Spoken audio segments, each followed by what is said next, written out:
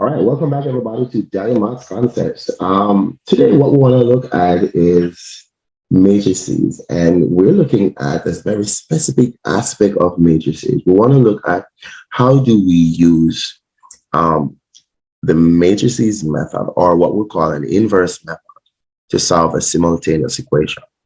So stay tuned. I will be right back.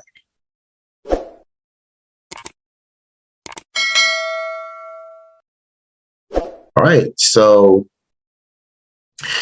here it is. We have the simultaneous equation that says x minus 8y is equal to negative 25. 2x plus 5y is equal to 13. We want to solve this using a matrix method. So in order to do this, what we want to do first is we want to make sure that we have this simultaneous system in a matrix format. And if you're going to put it in the format, we want to note that we're going to have to use the coefficients of the variables, right? So there's a negative 8, a 2, 5, and there's a 1 here. So if you're not seeing a number, that means it's number 1. So we're going to take those out. So there's a 1, a negative 8, a 2, and a 5. And then the variables comes next, and there's an x, then a y. So the x comes first, it's going to be on top, the y is underneath. And then what we have is a negative 25 and a 13. So what we want to do here is to find the inverse of the matrix, the 2 by 2 matrix here. So let us say this is A, X, B. So basically A multiplied by X and it's equal to B. We want to find the inverse of A. And then when we find the inverse of A, what happens is when an inverse is used to multiply by the matrix that it came from, it gives the identity matrix. And what the identity matrix is, it's a matrix that when it's used to multiply by anything, it remains the same. So the idea is that, in a nutshell, if I find I need to have X alone. I need this matrix to be alone. So I need to get rid of the A matrix, which means that if I find the inverse of A and use it to multiply by A, then this 2 by 2 matrix will just cancel out into like a number 1. So basically then it gives you the identity matrix, which functions like a 1 in multiplication. It does not change anything it's multiplied by. So imagine 1 times x, you're still left with x. But the equation would be in an unbalanced state. So I would have to definitely take that same inverse of A, and we're going to use it to multiply by those numbers on the other side. And that will take us to the answer. So that's what we're going to be doing right now. All right. Let's go for it. Let's find the inverse of A. The inverse of A is actually a combination of 1 over the determinant of A, and you do multiply that by what is the adjoint of A. So what is the determinant of A? The determinant of a matrix is the product of its major or leading diagonal minus the product of the other diagonal. So basically, what we're looking at here is the determinant. Let us find the determinant of A. The determinant of A is going to be 1 times 5 minus 2 times negative 8. 1 times 5 is 5. Negative 2 times negative 8 is going to give us positive 16.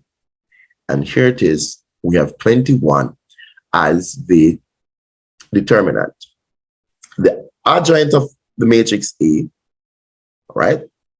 The adjoint of a matrix is to switch the elements on the main diagonal. So the main diagonal consists of 1 and 5. They're going to switch places. So the 5 will go where the 1 is, and the 1 will go where the 5 is. And then on the other diagonal, you could multiply it by negative 1, or you could just say you change the signs.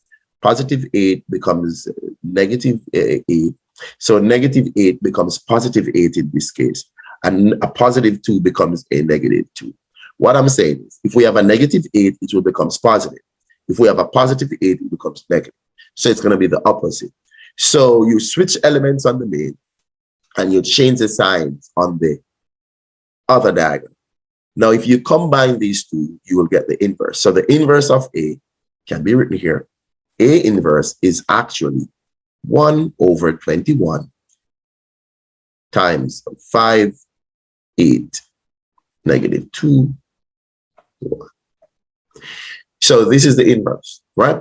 So what we're suggesting is that A inverse multiplied by A would give the identity, and the identity will not do anything in terms of when it multiplies by anything, the thing remains. So technically, in order to find X and Y, all we have to do is to take this inverse, which is 1 over 21.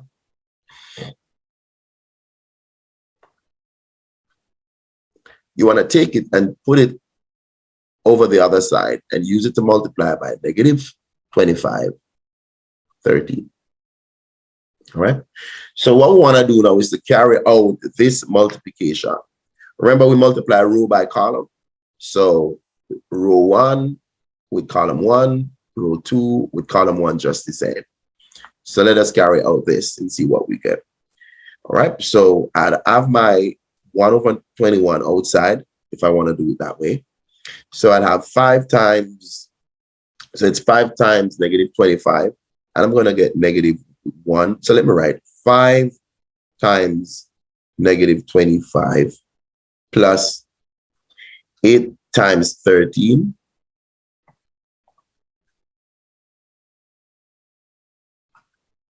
hold on, 8 times 13.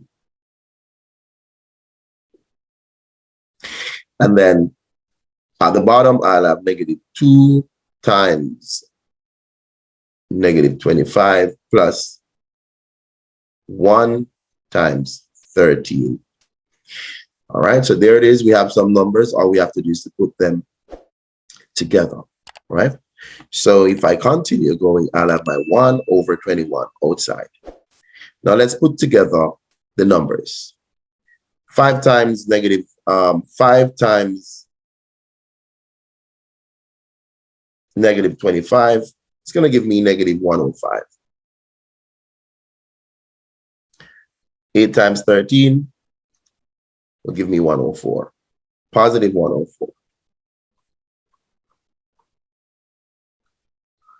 Positive 50 plus 13. All right, let's come down here, still going. So I have 1 over 21. So if I have negative 125 plus 104, I'm going to get negative 21. And then I'll have 63. Now, at this time, you could see that this is X at the top, Y at the bottom. So it simply means then 1 over 21 times the negative 21. So I'm using this to multiply by everything on the inside, all right? And then we have 1 over 21 times 63. As you can see, you will end up getting, when these cancel, you get negative 1 at the top. When this cancel, I get 3 at the bottom.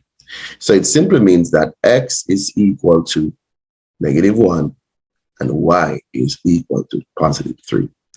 So there are the solutions for the simultaneous equation right there. Thank you for watching Determinant Concepts. See you next time.